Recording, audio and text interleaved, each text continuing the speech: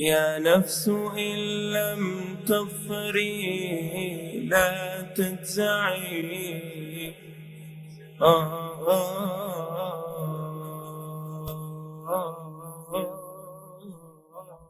our life, we have to know that what is important in my life and what is secondary, and then after that, so on and so on, like that. So as we know, we have the hidden enemies with us, the two enemies that stay with us all the time. That is the shaitan and our nafs. And the third thing that keep us away also is the environment, our company, the people we hang around with. If we are hanging around with good company, inshallah ta'ala, we will do amal that are good, that are pleasing to Allah. Because we are all on the same page. Everyone is there to do good. So even if you are sometime weak, and if you are sometime, lagging or become lazy or something, because you're in the company of the good people who their aim is to please Allah alone, then inshallah you will also be encouraged to do that. Even on your up days and on your down days also. You have the up days and the down days. Even your down days, you will be inshallah encouraged to do the amal that are pleasing to Allah subhanahu wa ta'ala. So for this, my brothers, always we have to look for the company of the righteous. Hang around with the righteous people. Look for the people who, from them, when you see them, they remind you of Allah. Not when you see them, they remind you of dunya or their achievement in this world. For example, you see somebody is a really, nice fancy car, or all these things of the material world.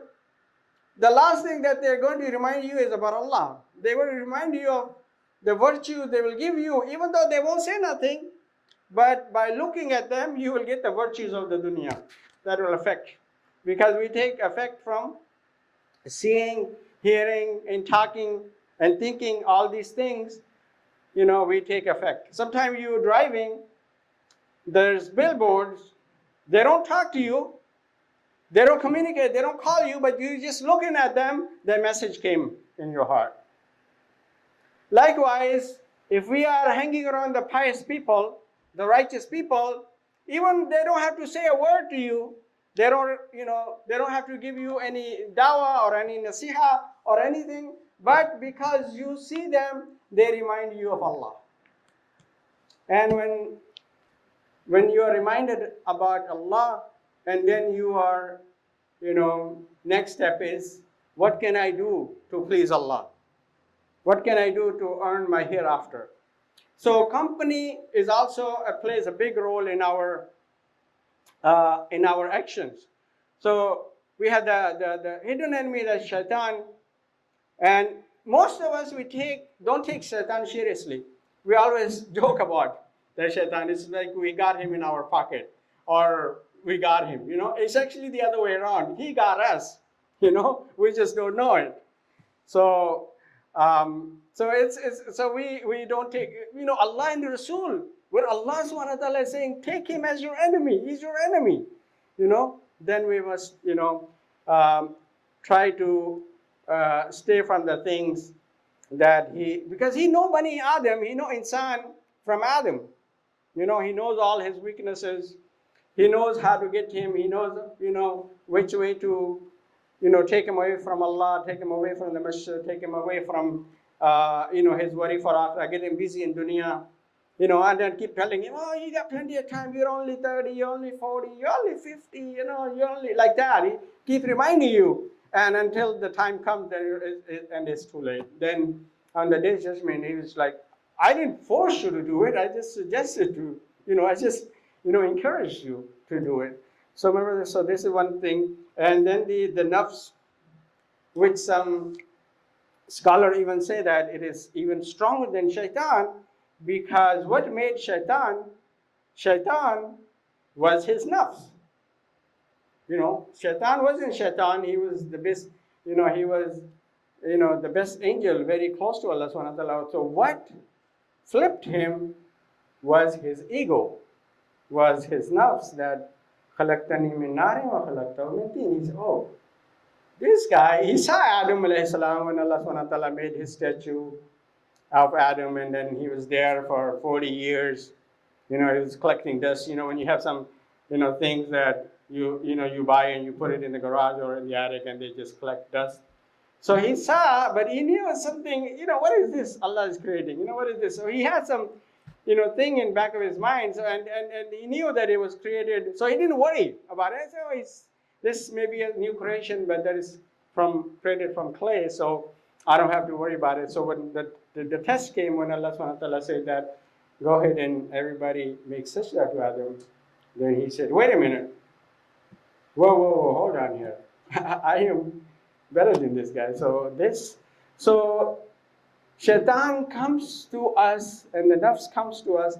Nafs won't come in strong things like that. It won't stop us from doing sajda to Allah or disobeying Allah, but it makes us like, oh, I'm better than so and so. Oh, I have more knowledge. I know better. See all these things when even the things that we see around it, even sometimes we see a creation that Allah created, and then in our mind is like, what was the need of this? Something. So those kind of feelings, those kind of thinking that come in our mind is making our nafs stronger and stronger and stronger, to the point when the nafs become so strong, then there is no coming back. Then you can't see the right and the wrong, and the black and the white, because you have gone so far into the disobedience of Allah that there is But Allah subhanahu wa ta'ala doors are always open, so there's never we can never say never, because Allah subhanahu wa ta'ala is ar-Rahman ar-Rahim. He's always waiting for his ibad to come, and whatever they have done, whatever they have in the past, Allah subhanahu wa ta'ala will surely forgive.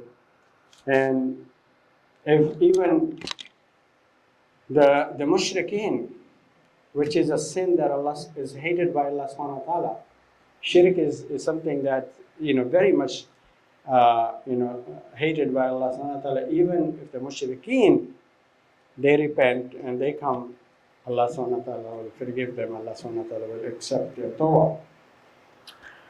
And my brothers, talib ma Allah is very important. So we have to just, have some awareness of ourselves. Like, what am I doing? What are my thoughts?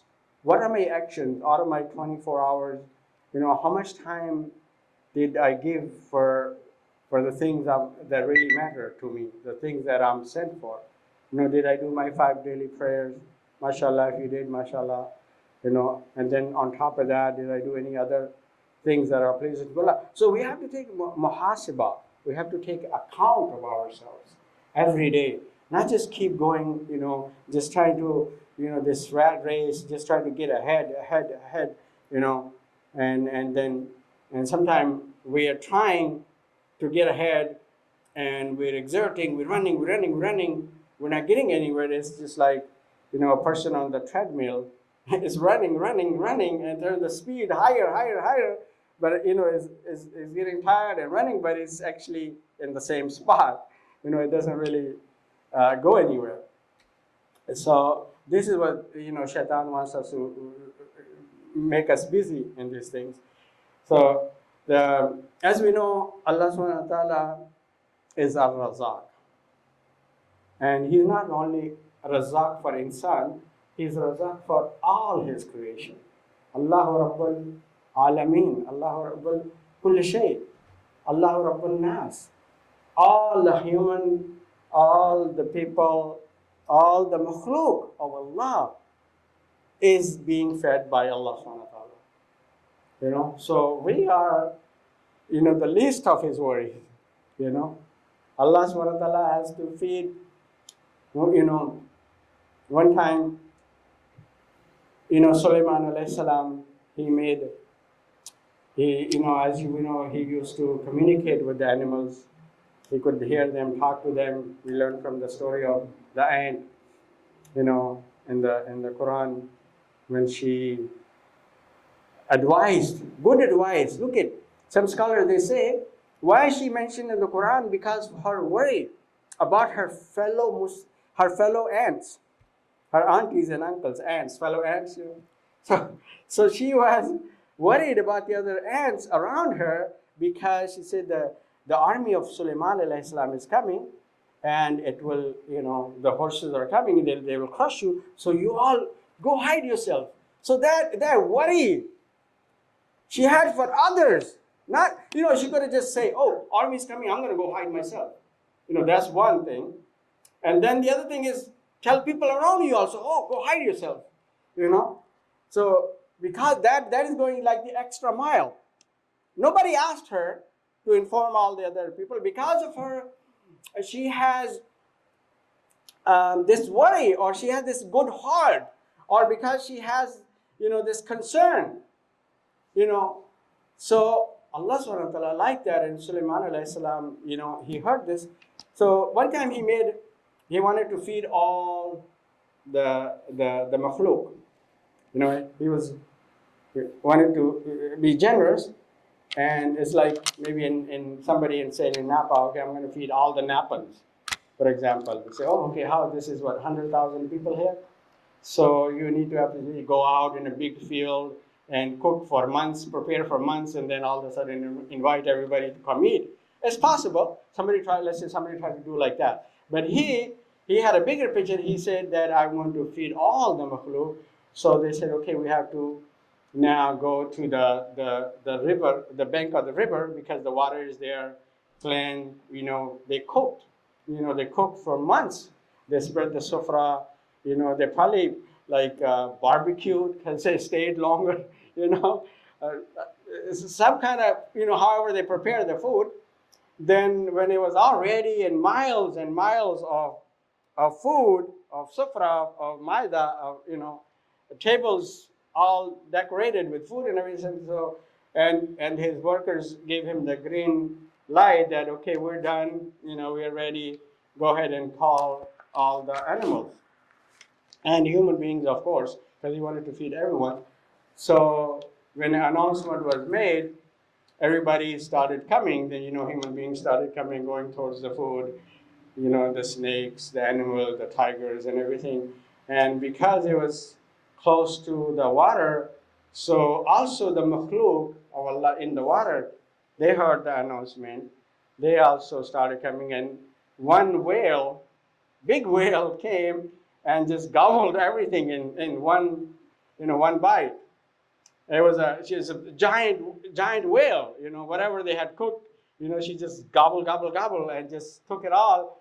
And then Sulaiman alayhi salam is, worried, and then she's like, bring more for me, because my Allah feeds me like this 3 times a day. So imagine how Allah subhanahu wa ta'ala feeds his makhluk, and Allah never let the whale go without food. And then how, the Sulaiman alayhi salam said that, that I can't, it is only Allah who's Razzaq. So my brother, Allah subhanahu wa ta'ala is worried. So most of our time, you can say, is being spent just for our livelihood, for our rizq, which Allah has already promised. So because we're, most of our time, 8 hours a day, most of us, let's say average 8 hours a day, somebody working, but a lot of us, especially the business people, they work, 16 hours, 20 hours, and then everybody, because we are saying that the more I can work, the more I can get. It seems like that, but it's actually not the case. The more we are connected to Allah, it is Allah who increases the rizq. Because we are digging on the earth, actually our rizq is in the skies. It is with Allah. So we're not turning to Allah for the rizq, but we're looking in the wrong place. But Allah subhanahu wa ta'ala is still kind, even though we're not looking for it in the right place, because he is Rabb, he will still give us, you know. So this, my brothers, is because we didn't learn about Allah. We don't know Allah subhanahu wa ta'ala. I mean, we know Allah by name. Maybe we can spell it too, you know. But the sifat of Allah, what Allah subhanahu wa ta'ala is able to do for us, you know, how we can be connected with Allah, you know, this is something that we have to make effort. This is something we have to, you know, alhamdulillah, all of us, we have ta'alluq with Allah. The more ta'alluq we have, you know, the better your life is in this world, and then going forward here, when a person is connected with Allah subhanahu wa ta'ala, his life is, you know, even though you may see them have nothing, they don't have, you know, much of the material thing, but it doesn't mean Allah is not happy with them. If that was the case, that would be Rasulullah sallallahu alaihi wasallam. He didn't even have nothing, you know, that whereas the months, 1 month, 2 months, 3 months would come, you know, nothing would lit in the stove would not lit to cook anything, but there is nothing to cook. And, you know, so much hunger that he would have to take the stones and put on his belly to quench the hunger. So that's not. So this is something we have to, you know, correct ourselves. That, you know, definitely, I'm not saying, you know, leave everything and, just be tawakkal. Of course, we have to do darul asbab. We have to do all these things, but at the same time, we have to say no. My job, my business is, you know, it is not my razak. Allah is my razak. So I have to give more time to things that Allah subhanahu wa ta'ala is asking me to do. For example, 5 daily prayers. You know, this is the amr of Allah. And the sunnah of Rasulullah is to come to pray in the masjid. Some scholars, to the point, they say if there is a masjid and you pray at home, your prayer is not accepted. You know, but that's masail we have to, because you can say we're living in a different country here, non-Muslim country. You know, a lot of excuses we always try to come up with. But anyways, as long as, you know, we know that. So if I'm missing my prayers because I got this ride, I just picked up a big client where maybe I'm going to take it to the airport. Instead of San Francisco, maybe I'm taking it to the San Jose airport, which is even double the money. But then, you know, his drivers with, you know, passengers with me, has to catch the flight. You know, all those things are there, and then the time for the prayer comes now. You know, that's where the test is. So all these things, my brother, are, you know, things that we just have to, you know, ponder ourselves. You know, we don't like to take advice from others. Somebody tried to tell you something, we're like, we have already closed the door of taking advice from others, because Shaitan has told us, you know better than everybody else. You know, you know it all. Brother, I know everything, brother. Don't tell me, brother, I know everything. It's like, I haven't met anybody who knows everything, maybe other than Allah subhanahu wa ta'ala, who knows everything. You know, so the brother say, brother, I know everything. And I'm also included in that, so I'm not, you know, I'm not an exception. But anyway, inshallah, when we had considered ourselves students, Allah subhanahu wa ta'ala will teach us. Because Allah knows that this guy is. That's why Sahaba radiallahu anhu, when Rasulullah sallallahu alaihi wasallam asked them a question, simple question, they would say Allah and the Rasul knows. So therefore Allah opened the door of knowledge on them. You know, because they showed their humbleness, they showed their. Can you open the way for the sisters there? Imad, can you open that the path there?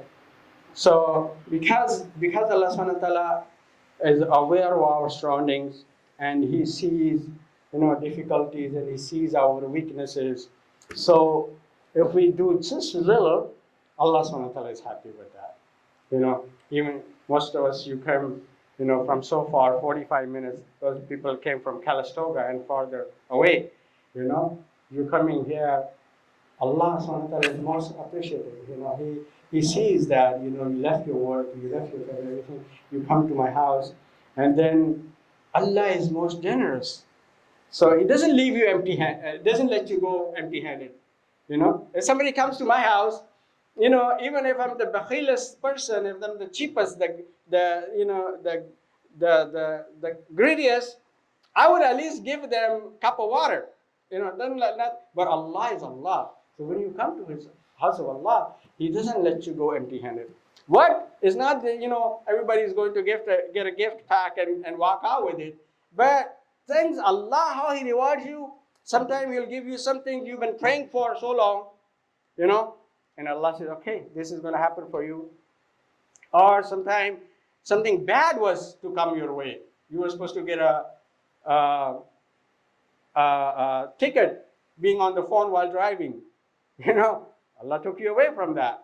Or sometimes, something that Allah wants to give you, He wants to give you a bigger gift that you're not capable of handling in this world. So Allah subhanahu wa ta'ala will save that for you in the hereafter. So when we come to His house, Allah subhanahu wa ta'ala also prepares, a feast for us in Jannah. Just like when somebody is coming to my house, I get the family ready. Hey, my best friend is coming. Let's get this. Try to go all out to you entertain your guests. And we will be the guest of Allah, and the feast and the food and all the enjoyment is forever and ever and ever, and there's no end to it. So my brother, all this is coming. This is, from the same truthful tongue of Rasulullah sallallahu alaihi wasallam, who has told us about the 5 daily prayers, who has told us about the zakah, the fasting, the hajj. He is also, Jannah is also from the same tongue of Rasulullah sallallahu alaihi wasallam, and from the Kitab of Allah subhanahu wa ta'ala. And it's all waiting. It's not just a fairy tale. It's not just imaginary. It's all there. The only thing is we can't see it. Some of us can see it. Some of us, if you're getting closer to Allah, like Sahaba radiallahu anhu, they used to have so much khushu in their prayer. When they start the prayer, like one Sahabi radiallahu anhu, he got married. So this is his first night to be with his wife. And so all the party is over now. The guests have gone. They ate all the food and everything. Now it's just the husband and wife. And the wife is waiting. And then he goes to the room and then he says, let me just make 2 rakah. Then I'll be with you. Excuse me, sister. Excuse me, wife. Just give me 2 minutes. I'll make 2 rakah so I can remember Allah. And then I'll be with you. I'll make your khidmah, make shy for you or whatever. So he starts his prayer, 2 rakah. And he got lost in the prayer. Lost that he started seeing Jannah. He started seeing his palace in Jannah. Allah subhanahu wa ta'ala showed it to him. So he lost the consciousness of, things around him. He forgot about the wife, that's been waiting all day or all this time. And she's all decorated and, and she's also whispering and giving asharas, but he's in a different world, and then what, brought him back was the Fajr Adhan. So all the night he spent praying, in a 2 rakat and being with Allah subhanahu wa ta'ala. So this kind of salah can happen now too. It can happen today. It can happen in Napa. It can happen, But it's just, one thing is the shaitan, that was only for Sahaba. Though that's not the case, because we have same Allah, and we do the same, we read the same things in our salah, we do the same type of wudu and everything. So it can happen. It just, we don't have the shauq, the desire for the hereafter. Whereas the Sahaba radiallahu anhu, they had the shauq, they had, because they knew that this is it, and they couldn't wait. One Sahabi radiallahu anhu, he's fighting in the battle, and then somebody gave him, you're tired, here, eat some dates. So he's trying to eat the date, and then he smells the fragrance of Jannah.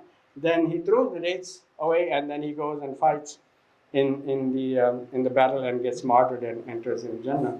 So my brother, these stories are real stories of the real people. They're not prophets, they were not prophets. Of course, they were chosen and special selected people, uh, but all this can happen. And there is people in this time also now that that we know of, you may have in your family or friends that are trying to, build their talak ma Allah subhanahu wa ta'ala. So very important, my brothers, always the last reminder, the whole 30 minutes, you'll not remember anything, but the last reminder is that, a lot of the people will not enter Jahannam because they missed their prayers, or because they didn't do zakah or this and that. It's because of the tongue, because they badmouth somebody, they made ghibah, they made this.